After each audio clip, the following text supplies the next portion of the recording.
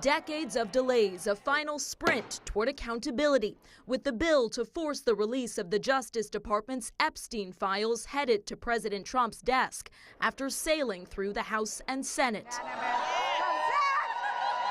Survivors of the notorious sex offender Jeffrey Epstein's abuse cheering Senate passage at a candlelight vigil. The power of being heard and being recognized and being validated is incredibly healing.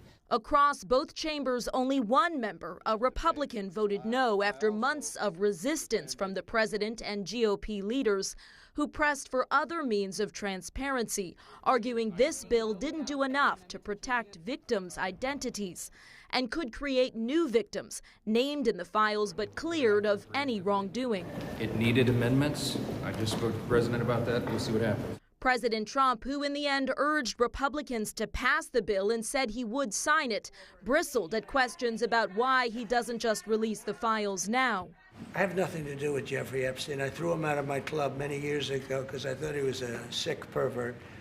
But I guess I turned out to be right. The president has not been accused of any wrongdoing tied to Epstein's crimes, and survivors are underscoring their fight is not about politics. What we endured was real, and it has scarred lives across 5 presidential administrations.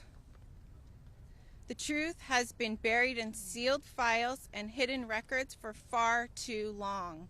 Those files set to be released by the Justice Department within 30 days of the president signing the bill into law.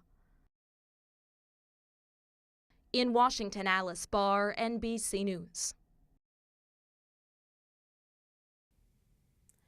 President Trump also asked the Justice Department to investigate prominent Democrats who've been linked to Epstein.